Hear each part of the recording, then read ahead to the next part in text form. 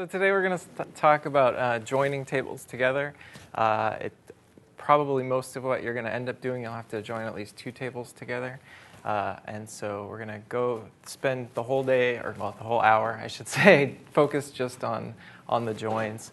And hopefully there's plenty of time for questions and kind of looking at it a few different ways to try and make sure it's as clear as possible. And because there's some, you can run into trouble sometimes with joins. So hopefully we can avoid those pitfalls. So first I'll sort of back up and talk a little bit about relational databases in general. So the data warehouse is a relational database, meaning it's a bunch of tables that are all related to one another in certain ways. And sometimes that's mapped with an entity relationship diagram like this. There isn't one of these for our data warehouse because there's so many tables with so many different reasons for being in subject areas. And so there isn't a master that tells you how to join things together, so you kind of have to figure it out on your own or find some sample queries. So some of you may be familiar with Access, the Microsoft product. It's a relational database kind of tool, and you'll see joins illustrated in that in this way. And then, but sort of a high level of our data warehouse, I think these numbers are actually out of date, like everything else. In my presentations are always, everything's changing. So there's at least 1,349 tables with over 33,000 columns. It's a lot of tables. In addition to that, there's 300 different verts, which are these other table spaces that different groups maintain that have their own tables in them. So lots of tables out there that support lots of different functional areas. All right.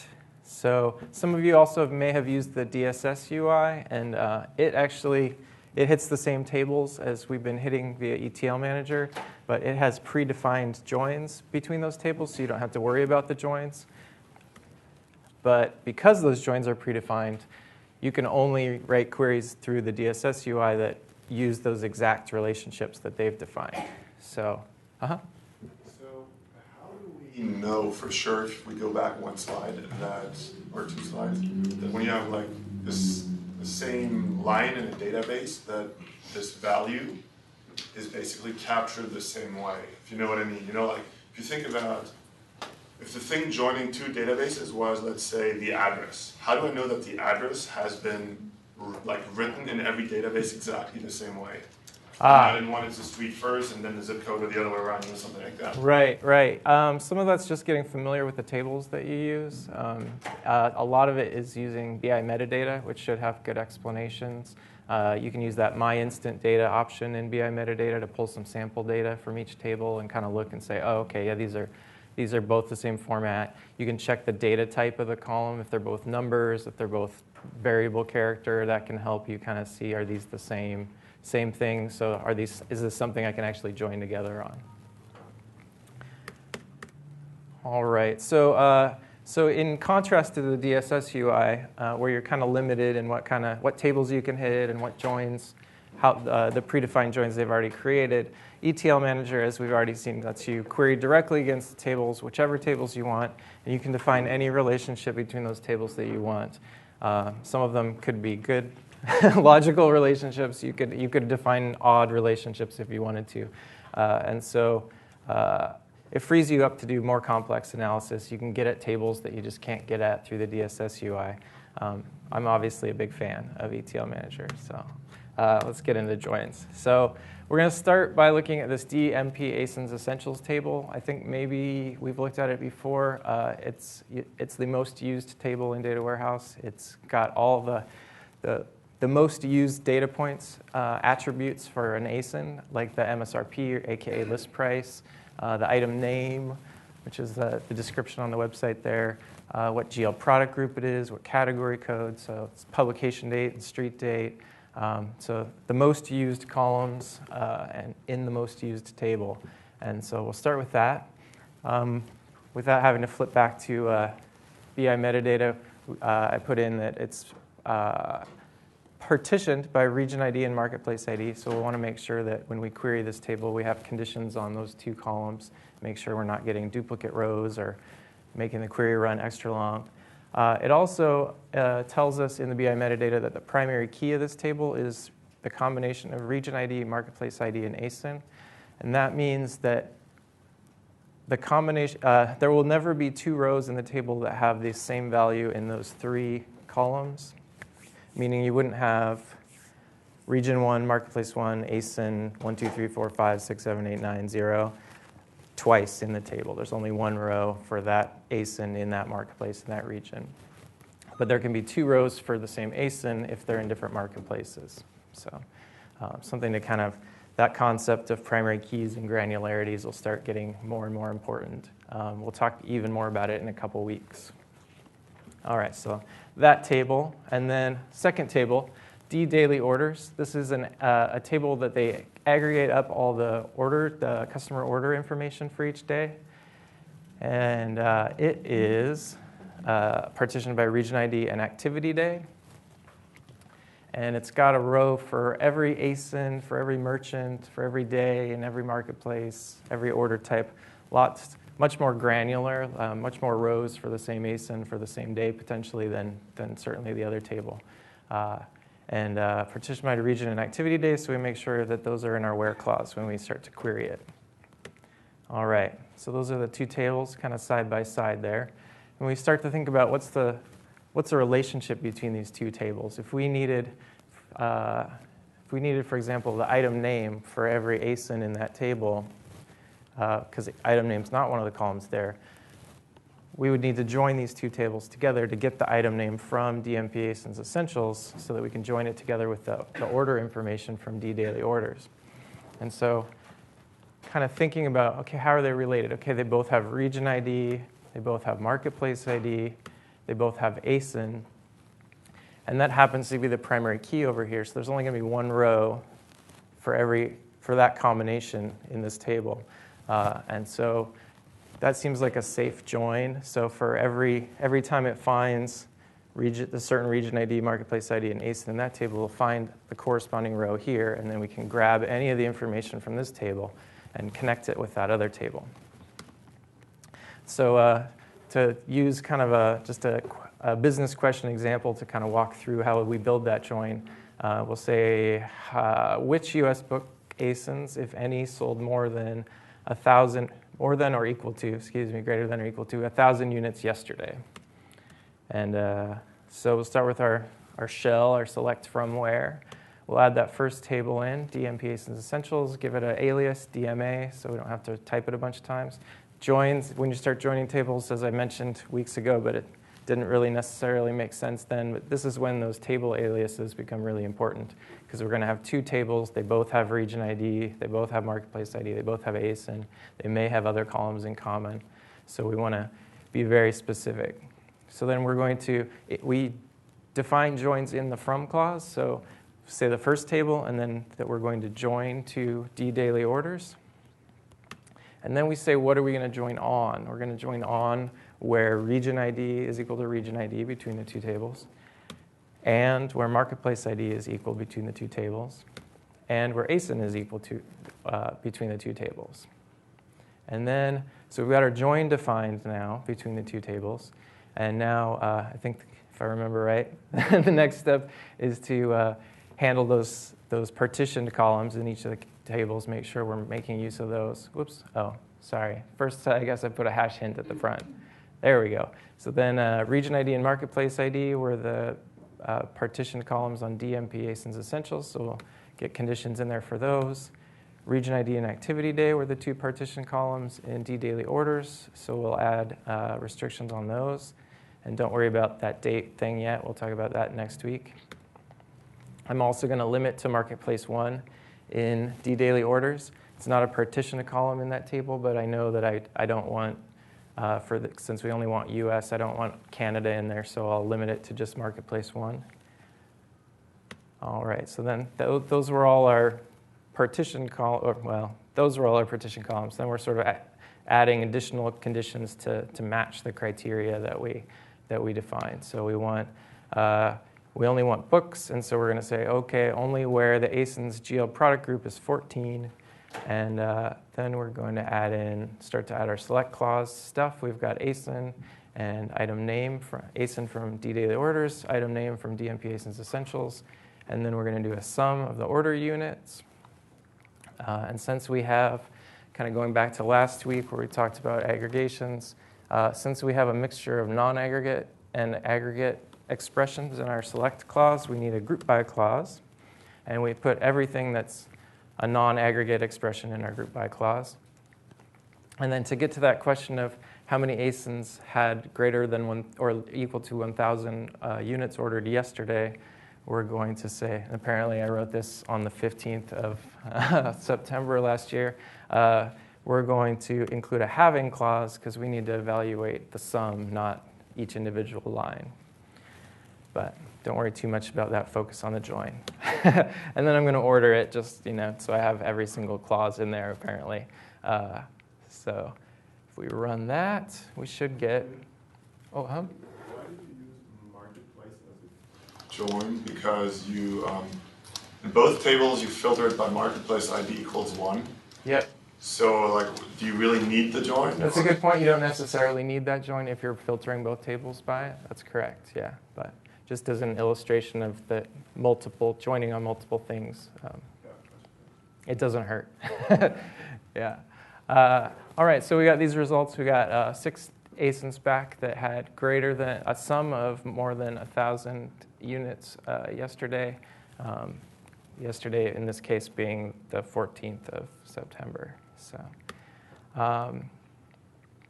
then let's look at another example of joining two tables. In this case, are DMP ASIN's essentials again, and then DMP ASIN brand manufacturer.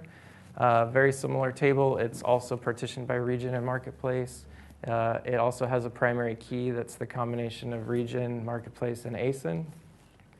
So they're very, very similar tables. They have a sort of a one-to-one relationship between them. There's one row that for region, marketplace, and ASIN in this table, and one row for the same over there. The one thing, however, is that there may be ASINs in this table that we don't have manufacturer information for, maybe some 3P ASINs. We just don't know who the manufacturer is. So there may be rows here that don't have corresponding rows in that table. So that'll play into this a little bit. All right, so if we say, what are the manufacturer codes for these 4 ASINs, is our business question. And we'll start with our shell, select from where. We'll add DMP ASIN's essentials and its table alias. We'll join to DMP ASIN brand manufacturer. We'll join on where ASINs are equal, and where regions are equal, and where marketplaces are equal. And we'll add our use hash hint at the front, and then we'll put our partitioned columns, our where clause conditions for the first table's partitioned columns. And then I'm skipping adding the partitioned columns for the second table for a reason. Since it's partitioned by region and marketplace and we're joining on those, it kind of takes care of that because it's still going to limit implicitly. So we're limiting this table to just region 1 and marketplace 1, and we're joining it on region and marketplace to that table. That table is now implicitly being filtered by marketplace and region ID, both 1. So, all right, and then we put our select clause, our expressions in there. We want ASIN and manufacturer code back, and we want to limit to those 4 specific ASINs. And if we run this, we get 2 results. We get HYPNT for the first ASIN there, and SOPAP for the second one. So this is not necessarily what we expected. We entered 4 ASINs in. We wanted the manufacturer codes for 4 ASINs. So for some reason, we're only getting 2, and it comes back to there are probably no manufacturer code information in that second table. So how do we still get the ASIN back in our results so we don't lose the ASIN altogether? And so we can kind of explicitly see, yeah, it has no manufacturer code. So, oh, yeah. It's been a while since I made this slide. Oh, yeah. All right. So it's all about the types of joins. So the first join we did between DMP ASIN's essentials and D daily orders, that was an inner join, where you just use the word join to join them. There's also outer joins, and the most common people tend to use is a left join. And So if we think about the DMP ASINs table as all the contents of it are inside this blue circle, and all the contents of DMP ASIN brand manufacturer inside the red circle, there's all 4 ASINs that we care about in this query are in DMP ASINs essentials, but only 2 of them are inside the red circle. And so if we do an inner join, like we did, we only get the overlap. We only go where there's a match on ASIN between those. But if we use a left join, we'll get everything in the left-hand table and any matches we find in the right-hand table.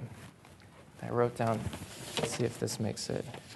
So you want to use a left join when there are rows in one table that you want in your results that don't have corresponding rows in the other table. That's one way to word it a little bit differently. And so to change our query, all we're doing here is adding left in front of join. And left or right seems kind of weird, but it's literally the table on the left of the word left and the table on the right of the word left are kind of how that left plays in. And so DMP ASINs essentials, if we wrote the code all out in one line, DMP ASINs essentials would be on the left of the left join. So it becomes kind of the master table or the primary table, if you will, the one where we're always going to pull all results from that table, even if we don't find matches in the other table. Amy?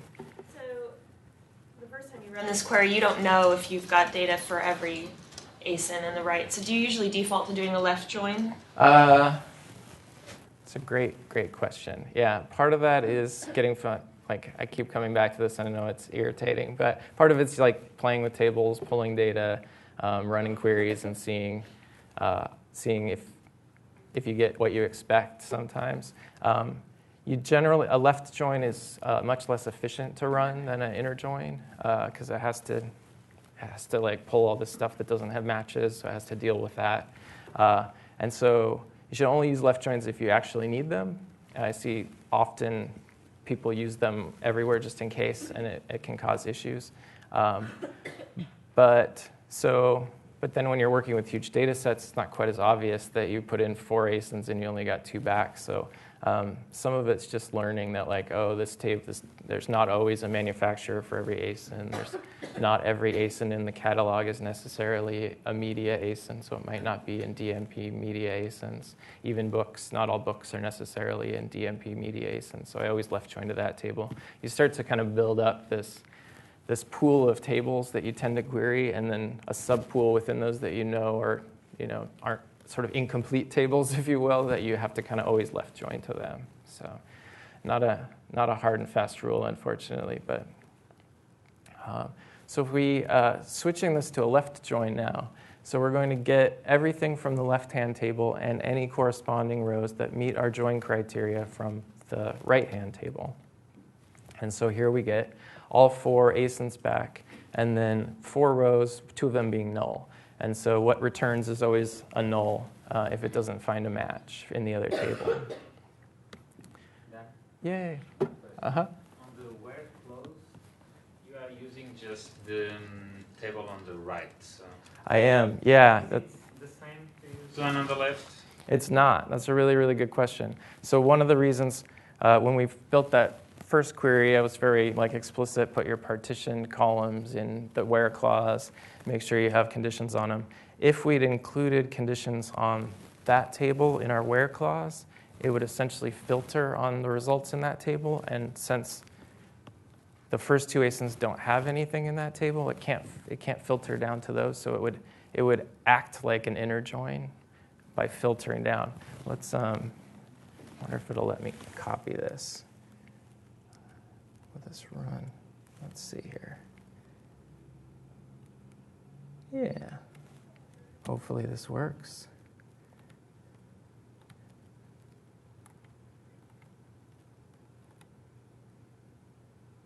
Okay.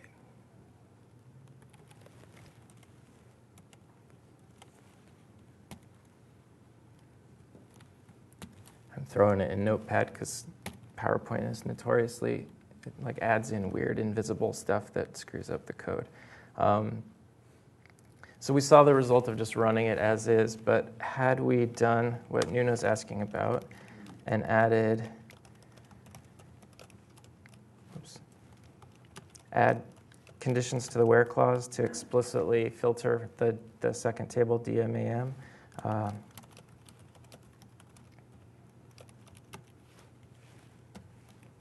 see how quickly I can get that to run. Yeah, so see we only get 2 results back again because it's basically, it does the join first and then it starts to apply the where clause conditions. And so because, the where clause condition is now filtering only on results where it finds a value of 1 in the region ID column in that second table. It's not going to find a value of 1 for the rows that there is nothing in that table, and so it throws those results out. So that's a really, really good point. And sometimes you really need to put some sort of, you can't just join, like if we had maybe activity day, there's no corresponding column in DMP ASIN's essentials for activity day. And so we can't just join on it to make an implicit kind of restriction. So what you can do is you can move any where clause conditions into your join, and just, you could say like here we could say end marketplace ID equals, let's see, I can just make these hard-coded values, for example. Basically cutting them from there and putting them at there. Another way to think of it.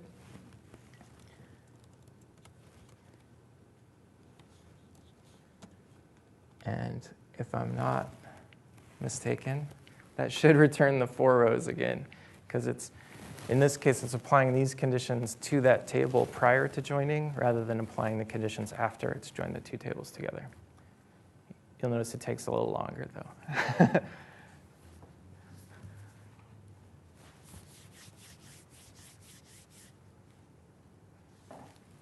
I didn't forget something major, did I? Okay, no.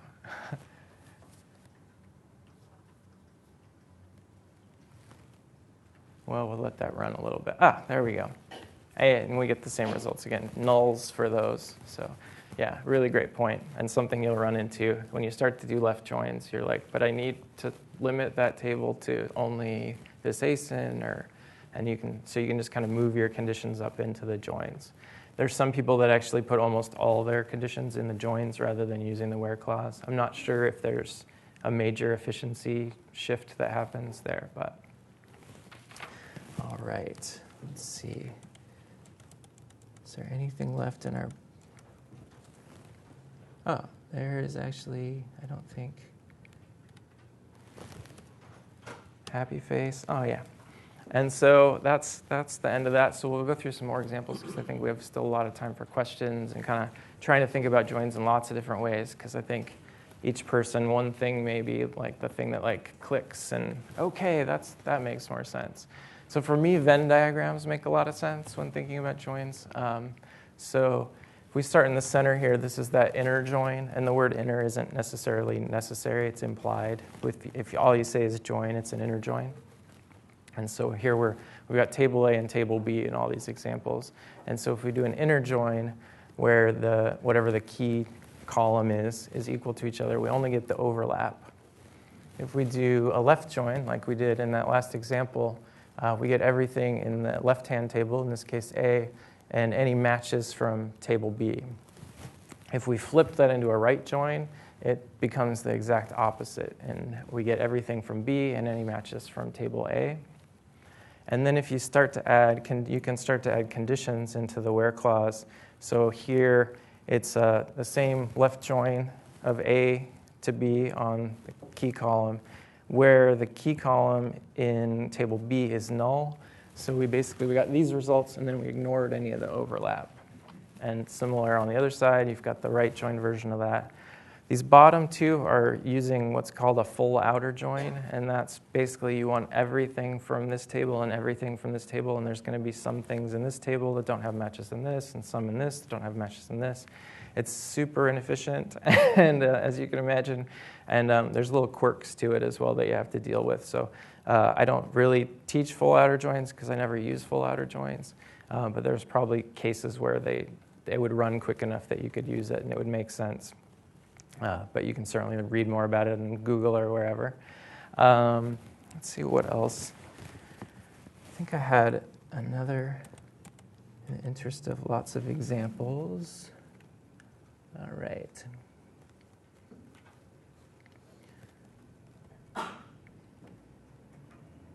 So if we look at the product groups table, this guy here, and we look at the DMP ASINs essentials table again, imagine I have these three ASINs that I want to know the ASIN, the item name, those are both in DMP ASINs essentials, and I want to know the name of the product group that item's in. And unfortunately, DMP ASINs essentials doesn't have the name of the product group, but it does have the GL product group number. And so I can return that. So if I run that query, which is probably going to act quirky here. Yeah. There we go. Let's try that again. There we go. So if I just run that, weird. If I run that, I get the three ASINs back. One is GL14, one is GL60, one is GL318. I've got the item names there so that I know what they are. And then I'm going to use this product groups table. If I query that for product group and description, I get all the different product groups and what they're actually called. So for example, 14 is books and so on. So we want to join those two so that we can get the description column from this product groups table so we can see that ASIN, the ASIN ending in 4.2s is a book, I think, or movie or something. Can't remember now.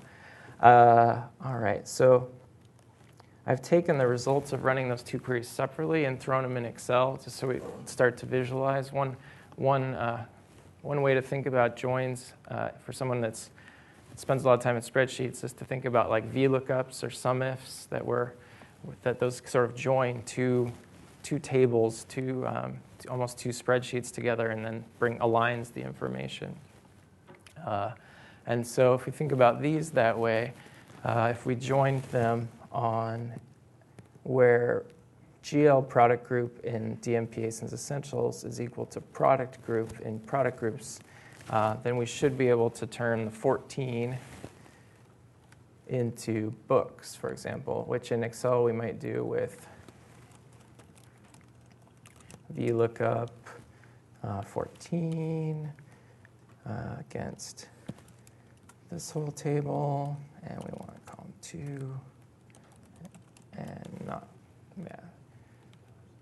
So using good old Excel, we can see what we should expect to see. We should get books, home improvement, and digital video download. And so translating that into SQL to save us from having to do the VLOOKUPs in Excel, we can just kind of transform this second query a little bit. And we'll say join, and we'll grab this table and its table alias.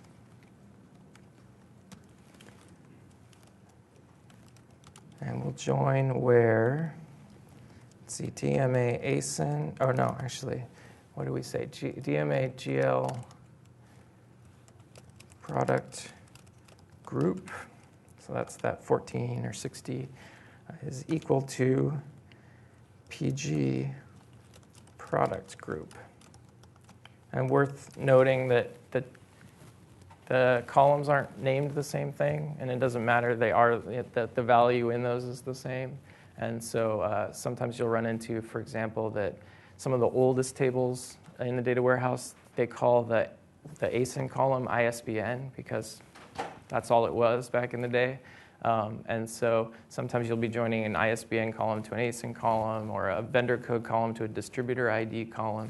There's some semantics issues in the data warehouse that the same column might be, or same value in different tables might have a different column name. And so some of that's just learning what's what. But in this case, since we looked at the data, we know that the product group table is the one that has the GL product group in it, or the product group column in the product groups table has the GL product group. So joining on those, and there's no partitioning on the product groups table because it's just a small dimensional table. So that should, give us the, oops, I guess you have to add it to your select clause if you want it in your results, huh? Let's see, so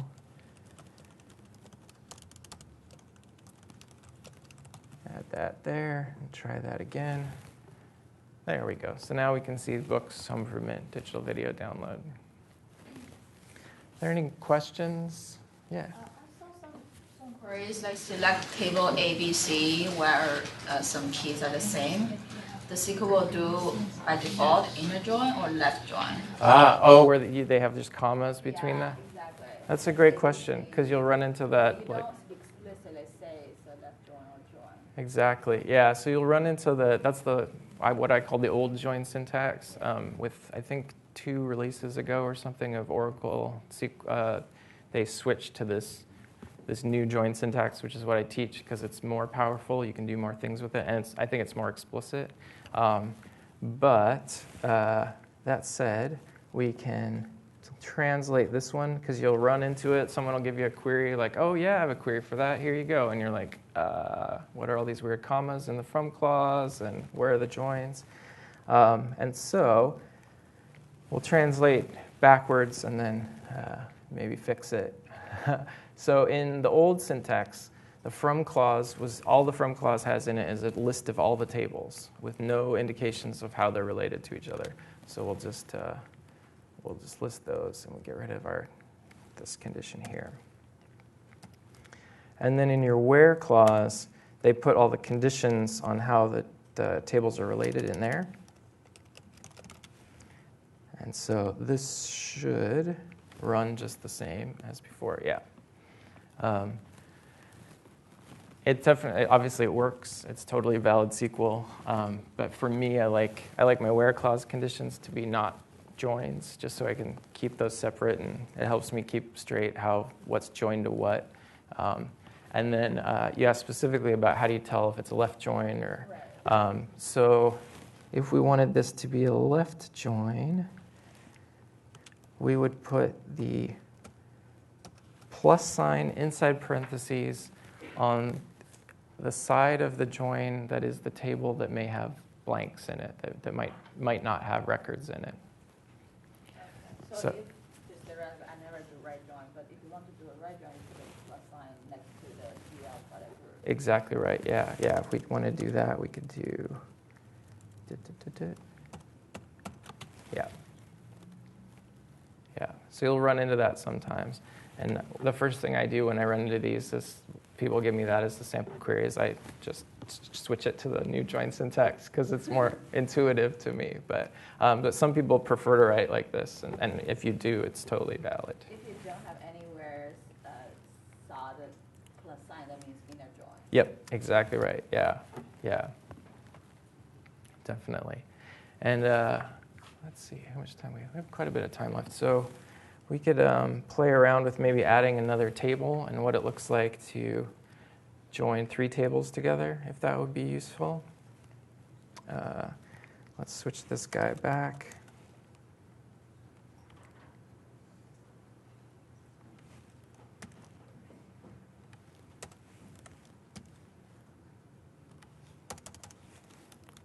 All right, so we've got this. I'm just going to get rid of that. There we go. All right, so we've got this working query where we're joining DMP ASINs essentials to the product groups table so that we can get the name of the GL product group. Now, maybe we also wanted to know, okay, who's the manufacturer code for each of these ASINs? And so to add a second join, you just add another one in there and indicate the table and its alias, and then you say how it's joined to one or more of the other tables. So in this case, it's related to DMA, where we know from the example we did before, the region IDs are the same, and the marketplace IDs are the same.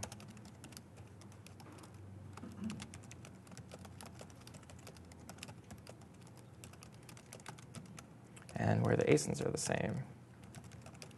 And we kind of know, if we remember from when we were playing around with this table before, that sometimes there's not manufacturer information, so we may want to actually left join to this. So that's sort of back to Amy's question of like, how do you know it's because we did it once before is unfortunately the answer. So we'll make that a left join. And then we'll add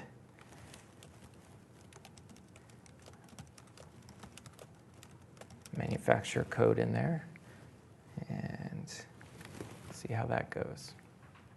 Yeah. And it's a good thing we did make it a left join, because it looks like this digital video download doesn't have a manufacturer code in that table.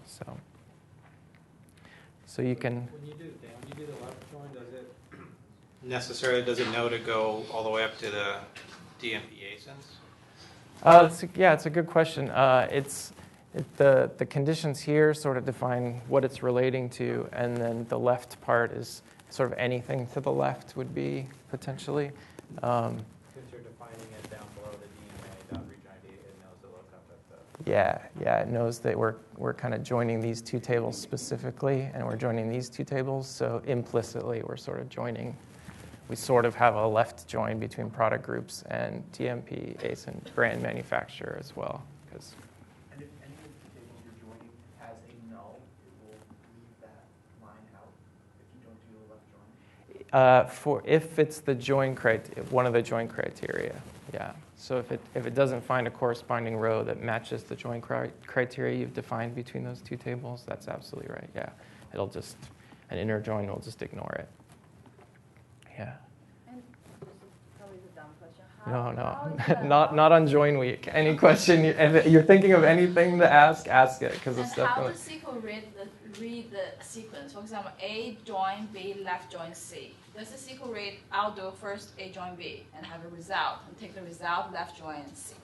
That's a really good question. I believe that it does start with the from clause before it does anything else really with the code. And I believe it does it in the order that you've listed it. So it says, okay, let's grab DMP ASIN essentials. Okay, now let's join it to product groups. And okay, now basically the result of joining those two is sort of joined to this third thing. That's so it. there's no parentheses per se for that are part of the join? They No, go one by one. not that I've experienced, no, yeah. And sometimes it does make a difference of putting, I've heard, I've never put it into practice, but I've heard you can, by changing the order of the tables, there may be efficiency gains. So by sort of, if you have two tables that joining them results in 5 results instead of 5 million results, that maybe join those, put that join at the top, so then it's joining 5 results to the next table rather than 5 million results. If you had your join and you didn't make it a left join, did you add it in the where clause where it does that where null equals 0 to show you that there are things missing? Let's see. It won't, no, because it does all the joins first, and because the join would exclude those rows, it can't even run any where clause conditions on them to try and track them down. If you had a big, like a ton of numbers that you're ASINs that you're looking at, and it didn't return some, you wouldn't really know unless you matched up. Yeah, that's a great point, because most of the time you're not working with 3 ASINs, you're working with, 1 million, 56 million, whatever, lots and lots of ASINs. So it's not as easy to know that something's missing. So part of that just comes with practice and time and working with tables and learning that, like, okay, I always just need to left join to this table. Yeah. And in a couple weeks, we're going to talk about subqueries and talk more about the granularity and making sure that you're joining tables that at the same granularity, so you don't get a bunch of results matching to a bunch of results here, and you get this sort of semi-Cartesian nightmare of everything joining to everything else. So that'll make more sense in a couple weeks, I hope. Yeah, so when the second one had left join, the first one didn't. Based on the logic you said, if DMPs and essentials didn't have a product group for whatever reason, it would not show that line, and then so by the time you got to the left join, it would already be gone. Yep. Yeah. Yeah. You're getting it. Yeah. Any other questions about joins, or any like things you've seen that you want to ask about, or? What's this tool you're using? Bum, bum, bum. So this is Oracle SQL Developer. It's a free download. If you just create it, register with Oracle. The trick is getting the permissions to access Data Warehouse directly through it. And the key way to do that is if your team has a vert, then your team will have a password and it'll have the ability to connect to Data Warehouse directly. Why does it run so fast? Partly because we're just writing really small queries. This thing also has, to that point, it has a limit. I've heard it runs slower than if you were running it via ETL Manager. It just starts sooner because you're not waiting in a queue. But it has a limit that it'll only run for about 15 minutes and then it just kicks you out altogether. So it's sort of annoying in that way, but it's good for small queries or I just need to figure out what this table has in it for this ASIN or things like that. Yeah. Let's see if there's any other fun examples that could be useful.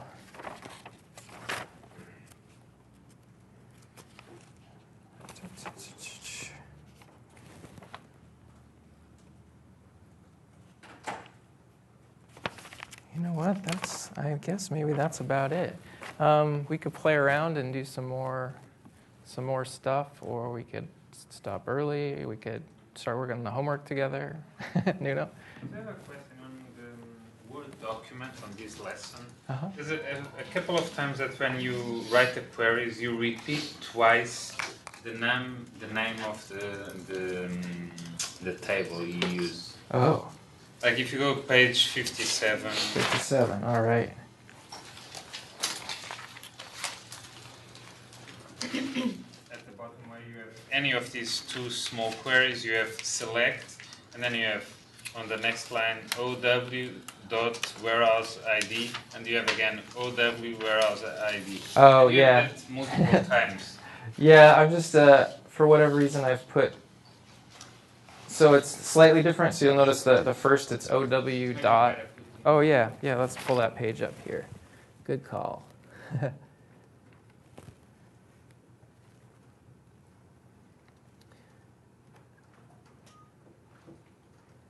Yeah, I realize now those warehouse tables might be more confusing than they're valuable.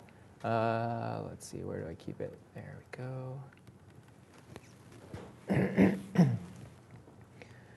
All right, and if we go to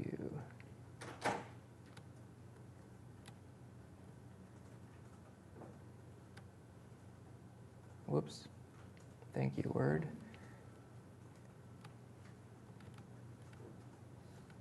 Here we are. So what Nuno's asking about here is in this specific one, I say select OW dot warehouse underscore ID, and then right after it, OW underscore warehouse ID. Basically, I'm just aliasing, because if I ran this without OW warehouse ID, the column name would be just warehouse ID, and the same would be true over here. So I'd have two columns called warehouse ID. So I've added that little preface OW underscore and DW underscore just to so that when I join these two tables, probably on the next page or two, I can differentiate between the two warehouse IDs and which one came from the OW table and which one came from the DW table. Yeah, great question though, definitely. Yeah, so this is an example in the text of doing an inner join. We only get 4 results. If we did a left join, we get that 5th result because SDF3 was an idea that never came to fruition, so they didn't bother putting it in the second table when the D warehouses table got created. Let's see if there's anything fun and exciting in our text. So we talked a little bit about when you're doing an outer join, if you're doing a left join or a right join, those are both outer joins. Anytime you put a condition in your where clause on the table on the right of the left join, you're essentially filtering on only results that return something from that table. So you're getting an inner join by proxy because of that. And Most of your queries will probably be inner joins. So I would initially this week, as you're doing the homework and stuff, really focus on understanding how to create a solid inner join, and then start playing around with left join and maybe run the same query with a left and an inner and see if you get differences. Yeah. Can you go over one more time filtering on the right table in a left join? Sure, yeah. And do you filter it in the from clause? Yeah, you do in the join criteria. So one way to think of it is like say, let's see, what do we get back here? We got Hope Hub skill 9. So maybe what we wanted is we want to find out anybody where the manufacturer code is null. So essentially we just want this third result back. And so, oh, you know what? That's not a good example of what you're talking about. Sorry. Let's see here. Trying to think of a better example. Let's see what the text had in it. Like filtering on an activity day where the activity day is in the right column or the right table or whatever. Yeah. That you are doing a left join. Yeah, let's build this out to, if we snag one of those early queries.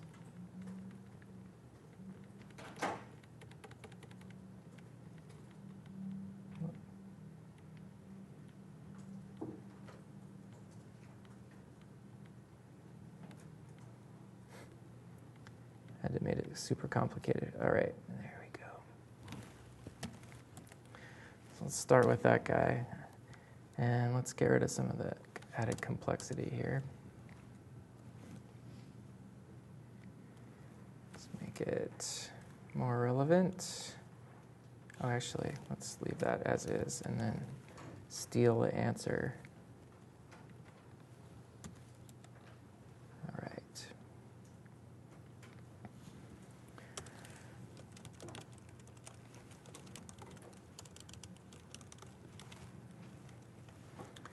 All right, so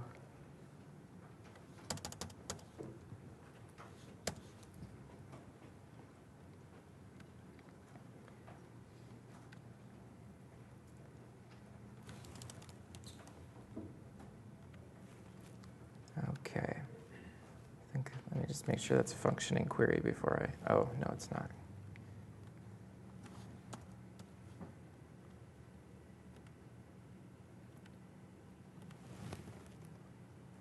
Here, sort of taking that original query of joining the order data, because we know that table is partitioned by activity day, to sort of your point, and then DMP ASINs essentials. So say we had, well, while that's running, let me grab a couple more ASINs here to make this more.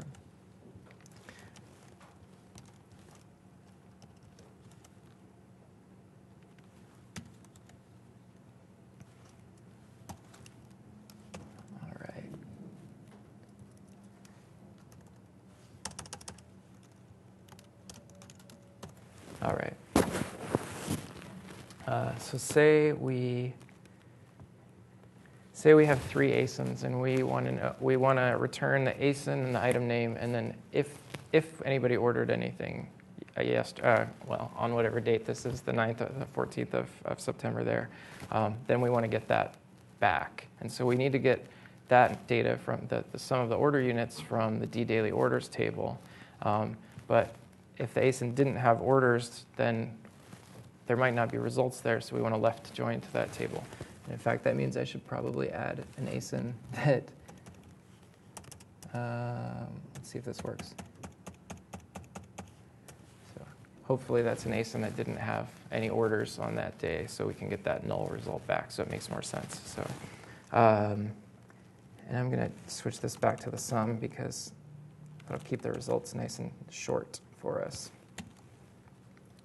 And since it has aggregate and non-aggregate, I got to put a group by clause and put the non-aggregate expressions in there. All right. So running that, hopefully we only get 3 rows back. Yeah. So as expected, we get 3 rows back for the 3 ASINs that did have order units on that day.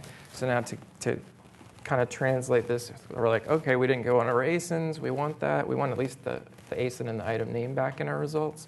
So we're going to need to left join to D daily orders. So step 1, make it a left join. Then what about all these conditions that we have on that D daily orders table? If we leave them in the where clause, it's just going to filter on those. We're going to get the same results. So let's cut those out and move them up into the join condition. And so now our where clause only has conditions on the DMP asins essentials table, but our join conditions properly filter that table to just the rows of data we care about, hopefully. And let's see if that works. Yeah, yay, that worked. That's super weird that the asin came back. Oh, it's not weird. Oh, this is actually a good example of that. So you'll notice in my select clause, I'm pulling asin from the DDO table, and that's why it came back as null. So something to be aware of is if you're doing left joins, that if there's key things that are in the left-hand table and the right-hand table, make sure your select clause is pulling it from the left-hand table. Otherwise, you're going to get a null. So does that make sense, kind of? Not really, no. So I'll switch back to what it actually ran there. So this first column in our select clause, ddo.asin, so it's saying after the join happens and the where clause conditions are applied, when it's building the results, start with the first column being the asin column from D daily orders. And so it pulled asin for the 3 asins that had results in D daily orders, but there was nothing to pull for that other asin. And so to fix that, so that we still get the asin back in our results, we're going to pull asin instead from DMP asins essentials, because that's kind of our primary table here. So if we run that, whoops. If we run that, we get a not a group by expression error because I have to change it in the group by too. There we go. So now we get, even though we get a null in the ordered units column over there, we still get the asin back here in there. Yeah. The most amazing thing is we have an asin that's all 0. Yeah. Some sort of, I have no idea what that is. Let's see what the GL of it is.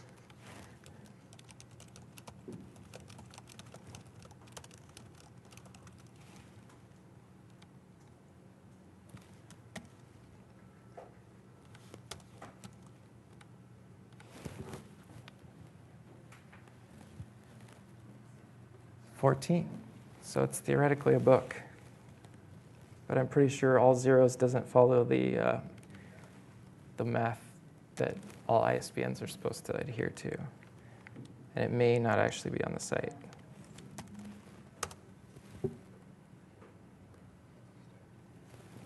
Well, that's weird. That's really weird.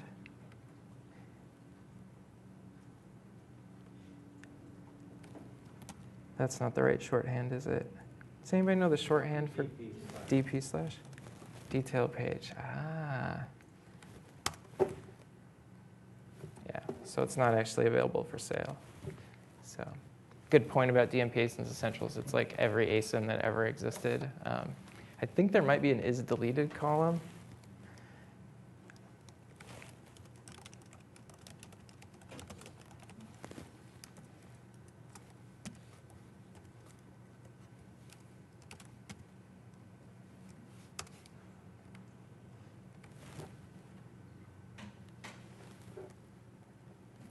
It's not deleted, so it's just weird.